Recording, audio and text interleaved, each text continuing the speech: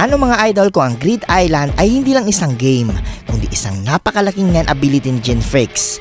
At paano kung lahat ng spell cards mula sa Accompany, Angel's Breath hanggang sa Paladin's Necklace ay parte ng multi-layered NEN system ni Genfreaks mismo? Sa video na ito, pag-uusapan natin ang isang Hunter x Hunter theory.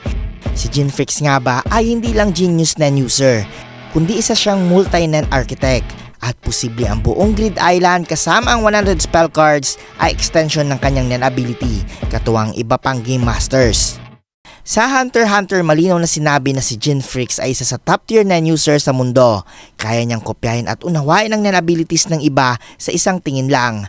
Pero mas mahalaga dito mga idol na naiintindihan niya ang NEN bilang sistema, hindi lang bilang atake. Hindi siya yung tipo na may isang flashy ability. Si Jing ay parang engineer ng NEN. Maraming nagkakamali na akala nila video game ang Grid Island, pero sa totoo lang mga idol, totoong isla ito sa real world. At ang ibig sabihin mga idol, totoo ang teleportation, totoo ang healing, totoo ang item creation, at lahat ng iyon ay NEN constructs, hindi pixels. Ang cards ay materialized NEN, pinatatag ng napakahigpit na rules at condition. At dito napapasok ang theory mga idol na hindi lang iisang NEN ability ang kaya ni Jing. Ang Grid Island ay parang isang napakalaking NEN network. May emission para sa teleport cards, may conjuration para sa items, may manipulation para sa game rules, at may specialist level control para panatilihin ang balanse ng sistema. Hindi lahat ng cards ay personally ginawa ni Genfreaks, pero siya ang architect ng buong NEN system. At parang operating system ng computer mga idol, iba pa ang apps pero iisa ang core system. At bakit nga ba sobrang lakas ng mga spell cards na ito?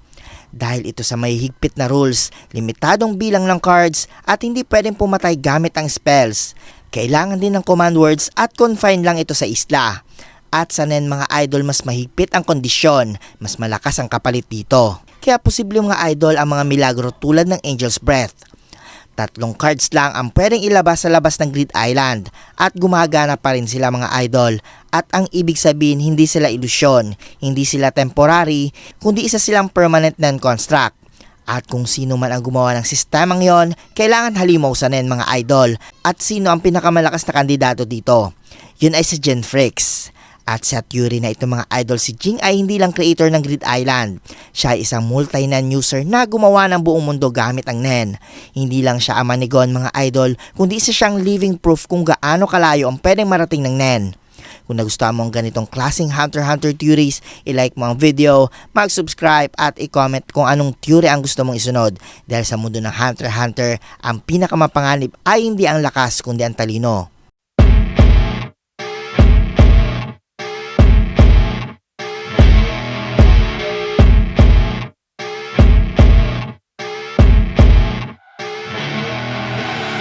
I see her rolling up, Uber black Cadillac, high heel boots and a sexy body full of tats. Baby's bad, oh baby's hella bad. After her there ain't no coming back. Wanna take a run at that. I think she's feeling me, turn it up a few degrees. My imagination of her body gets the best of me. Oh gosh, she's such a tease, bitten lips, bruised knees. I'm addicted to her, need her touching me. Cause she got a bad little waist, and we tearing down this place. Off the liquor that we chase, got some egos to the face. Baby, I don't need no space. Coming closer for a taste, and I'll show you how I make everything just fade away. Cause she's like sex, drugs, cocaine, body so insane. Jealous of the clothing that she wears up